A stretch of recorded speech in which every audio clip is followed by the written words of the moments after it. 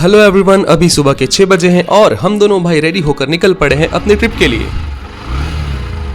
थोड़े आगे पहुंचते ही हमारे सामने आ गया एक रेलवे क्रॉसिंग, जहां पर 10 मिनट तक वेट करने के बाद हमें लगा कि कोई बड़ी सी ट्रेन गुजरेगी, लेकिन यहां पर तो लोको पायलट अकेला गेड़ी मारने निकला है।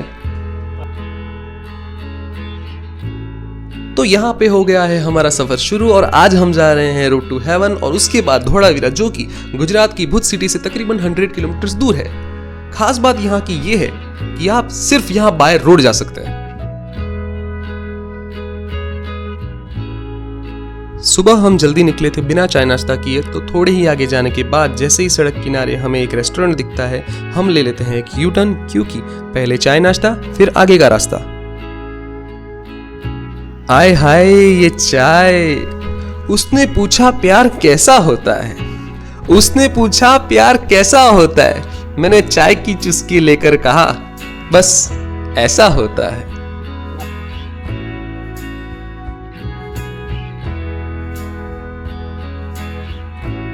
चाय नाश्ता करने के बाद जैसे ही हम आगे निकलते हैं, हमें मिलते हैं स्कूल के कुछ बच्चे और थोड़ा आगे निकलते ही हमें पता चला कि यार ये तो पूरी स्कूल जा रही है। उन सबके हाथ में योगा मैट देख के पता चला कि यार आज तो योगा डे है और टीचर सारे बच्चों को योगा करवाने के लिए ग्राउंड में लेके जा रहे हैं।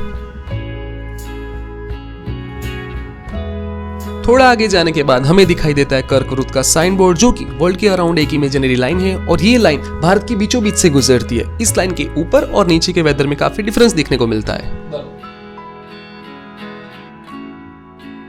यहाँ का रास्ता देखने के बाद हमें पता चलता है कि इस रास्ते पे सर्विस स्टेशन और गैराज बहुत कम है और जो है वो काफी दूर है। तो अगर आप यहाँ पर आते हैं तो पूरी तैयारी के साथ आइएगा, ताकि आपको किसी भी तरह की मुश्किल का सामना ना करना पड़े। खावड़ा गांव से गुजरने के बाद हमें दिखता है धोलावीरा का साइन बोर्ड, जो कि यहाँ से 57 किलोमीटर दूर है, जिसका मतलब रोड टू हेवन यहाँ से सिर्फ 22 किलोमीटर रह चुका है। और आपकी जो भी खाने पीने की चीजें हैं वो आप यहाँ से ले सकते हैं, क्योंकि इसके आगे जाने के बाद तकरीबन 50 किलोमीटर तक आपको कोई भी शॉप या रेस्टोरेंट दिखाई देने वाला नहीं है। नजारों का लुत्फ उठाते हुए हम पहुंच चुके हैं अपनी मंजिल पर and finally hello everyone, welcome to road to haven.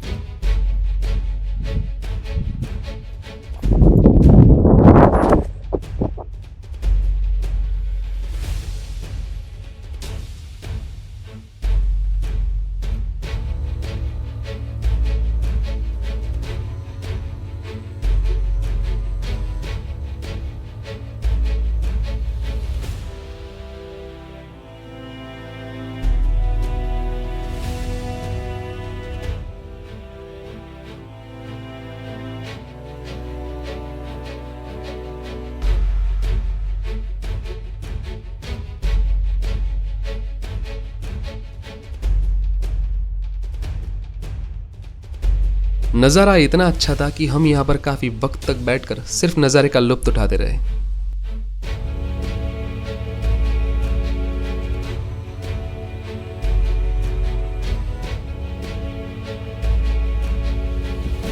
Guys यहाँ पे हर जगह पे व्यू पॉइंट बने हुए हैं। ये हम अभी खड़े व्यू पॉइंट नंबर 4 पे।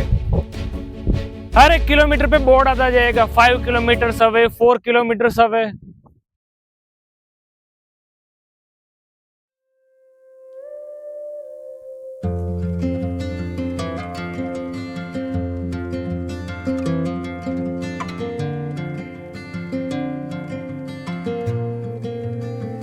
रोड टू हेवन पे काफी टाइम स्पेंड करने के बाद हम निकल पड़ते हैं अपनी अगली मंजिल की ओर।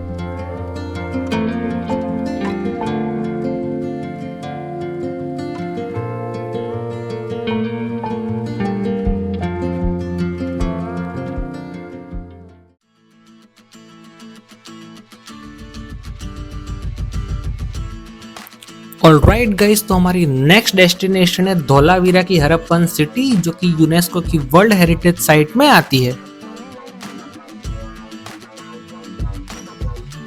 धोलावीरा में एंटर होते ही आपको एक ओल्ड हेरिटेज सिटी की वाइब आने लगेगी, क्योंकि यहाँ पर आपको दोनों तरफ पत्थरों की बनी हुई दीवारें और कुछ पत्थरों के बने हुए घर देखने को मिलेंगे।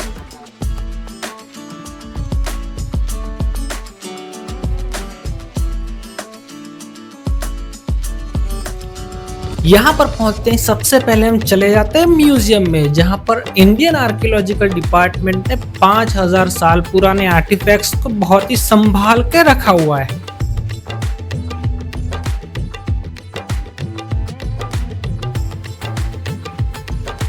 म्यूजियम में एंटर होते ही हमें कुछ पैम्पलेट्स दे दिए जाते हैं जिसमें इस ओल्ड हड़प्पियन सिटी की सारी इंफॉर्मेशन अवेलेबल है।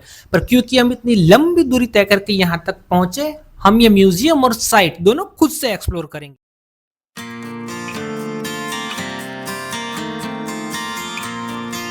म्यूजियम में सबसे पहले देखने को मिलता है पत्थर पे किए गए कुछ आर्ट वर्क्स जो कि 5000 साल पुरानी कला और कारीगरी को दर्शाते हैं।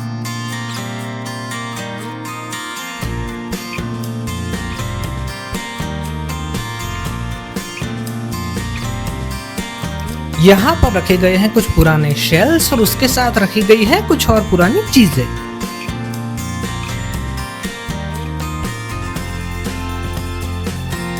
ये देखिए फ्रेंड्स, ये है 5000 साल पुरानी कुछ चूड़ियां और इसके जितने भी पीसेस मिले हैं इसे बहुत संभाल के यहाँ पर रखा गया है।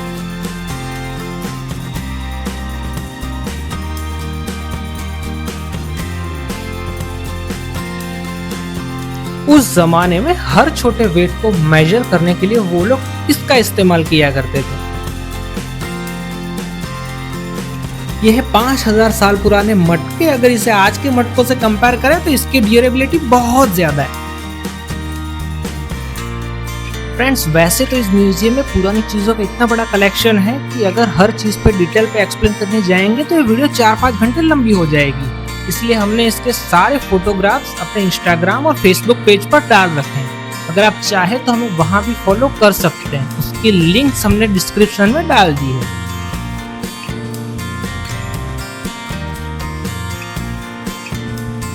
आर्टिफैक्ट्स देखने के बाद हम पहुंच जाते हैं ऑडिटोरियम रूम में। इसके चारों ओर जो पोस्टर्स लगे हुए हैं, इसमें इस ओल्ड हड़प्पियन सिटी के पुराने स्ट्रक्चर्स की डिटेल्स उसके फोटोग्राफ्स के साथ एक्सप्लेन की गई है।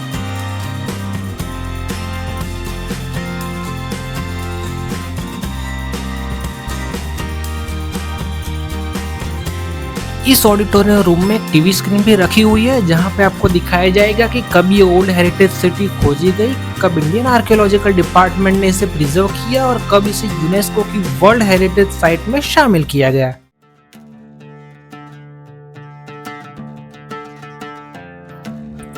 म्यूजियम से निकलने के बाद हम पहुंच जाते हैं एक्चुअल साइट पे इस ओल्ड हड़प्पियन सिटी को खुद से एक्सप्लोर करने के लिए। इस ओल्ड हड़प्पन सिटी में हमें सबसे पहले देखने को मिलता है एक पत्थर से बना हुआ वाटर रिजर्वायर। यहाँ पर ऐसे छोटे मोटे 17 रिजर्वायर्स है, लेकिन ये उनमें सबसे बड़ा है। ये बाकी के रिजर्वायर्स हैं जो सिटी के पीछे के साइड है, जिसे एक के बाद एक कतार में बनाया गया है। लगातार 1 घंटा चलने से हम थक चुके थे, तो हमने ले लिया एक छोटा सा ब्रेक। ब्रेक लेने के बाद हम चले जाते हैं ऊपर की ओर बाकी की सिटी को एक्सप्लोर करने के लिए। ऊपर आते ही हमें देखने को मिलते हैं कुछ पुराने घर और पुराने रूम स्ट्रक्चर्स। इन सभी को पूरी तरह से एक्सकेवेट इसीलिए नहीं किया गया है ताकि बारिश और तूफान के होने वाले नुकसान से बचाया जा सके।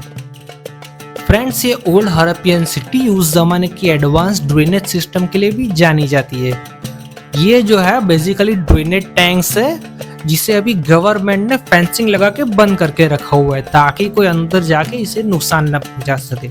बेसिकली यहाँ पर जितनी भी छोटी छोटी ड्रेनेज लाइन्स है वो यहाँ पर आकर मिलती थी और इसके नीचे मिट्टी की बनी हुई अंडरग्राउंड पाइपें लगी हुई है जिसकी एग्जिट सिटी के बाहर लोअर एरियाज में है।